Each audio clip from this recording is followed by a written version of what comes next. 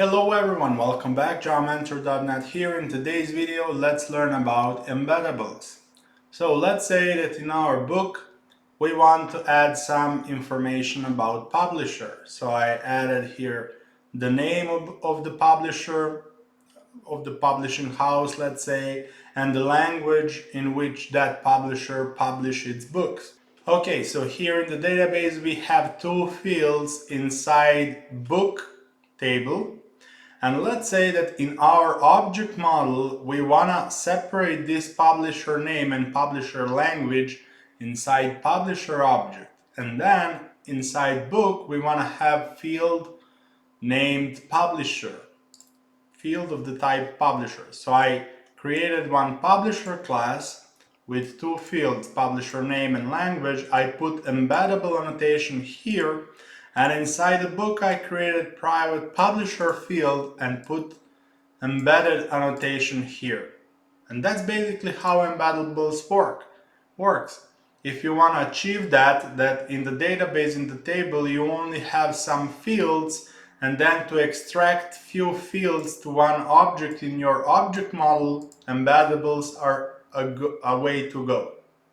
Okay, now up until now, only one field was ID in our case. But what if we want to say, hey, we have a composite key, which means that combination of ISBN and title, let's say, is our primary key. That's possible. You can Google on composite keys. For example, if we choose that ISBN and title is composite key, that means that two rows can have the same ISBN, two rows can have the same title, but two rows cannot have the same combination of ISBN and title.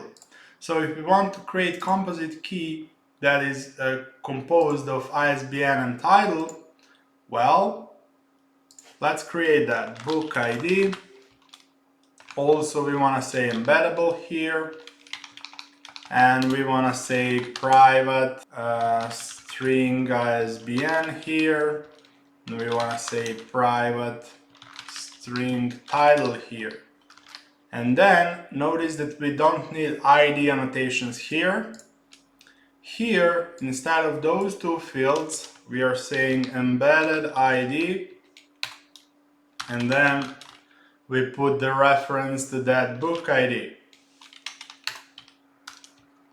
Let's call it ID. And then after these changes with embedded ID, if we take a look at the database, we will see that both ISBN and title has this PK marker, which means that both ISBN and title are primary key, which means that those two fields are composite combination for the primary key. In this tutorial, we're talking about embeddables, so composite keys are not the topic of this tutorial, but we are touching it, so I just wanted to show that embedded ID is not the only way to create composite key using JPA. This is another way, so you can put ID annotation on one field, ID annotation of another field, and then if you have ID annotation on multiple fields, you need to mark your entity with this ID class annotation, and you should put account ID class here. And account ID is a class that has the names, the fields are the actually fields that are forming composite key.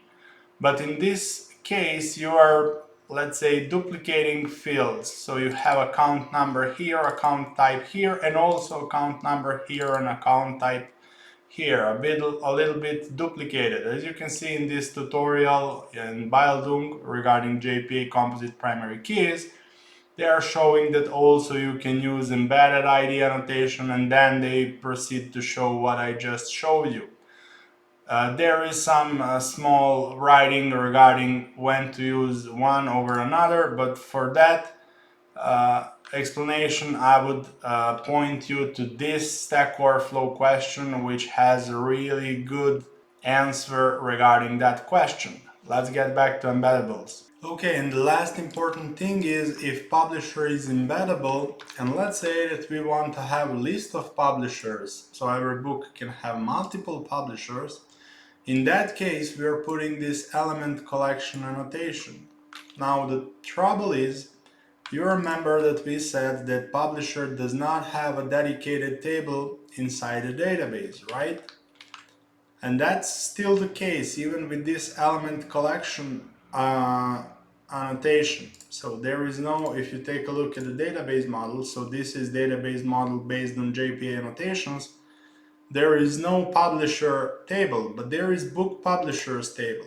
And this book publishers table is a connection between book and publisher. So I added one book with two publishers in our database just to show you this book publishers. It inherits primary key of the book, in our case that is a composite key of ISBN and title, and then add publisher fields. So those two are publisher fields. So for one book, if we have two publishers, this is how this book publishers tables would look like. So this book has this publisher and the same book has another publisher. And that's basically everything that you would like to know regarding embeddables. Now, while we are here and we are working with this element collection, is worth noting that if you want to put list of strings in the database, so string is not either embeddable, it's not an entity or something like that, but for a list of strings you also need this element collection. You can try that at home. Just create some list of strings inside your entity, put element collection annotation and see what will happen. However, if you think a little bit about this, if you want to fetch book and also data about publisher together with book, in the database you need to create a join book publishers, right? And we said that joins are slow because you're fetching two tables and then you need to aggregate data of those two tables in the result. That is slow. Is there any way to skip this joining? Well, there is a way. Instead of using element collection, and this works for both string and embeddables, you can use this converter. So in the example with strings, you're doing something like this. You create list of string, you add this convert annotation, you put some converter. Then you create converter which implements this JavaX persistence attribute converter. You want to say, I want to convert from list of strings to string. And then you have two methods that you need to override. So in your object model, you have list of strings, right? And in your database model, you want to have only one varchar field, which is basically equivalent to string in object model. So you want to say how to convert list of strings to one string in this method. And this method will be used during the serialization data from the object to the database. And you also need to instruct JPA how to do vice versa process. So when JPA is reading from the database, there is only one string in the database. How to create multiple strings from that one string. That is what this method is all about. The same thing you can do with embeddables. The only difference is that instead of list of strings, you need to put list of publishers here, list of publishers. So you need a way how to convert list of publishers to one string. In the next video, let's learn about many-to-one, many-to-many, and one-to-one annotations. See you in the next video.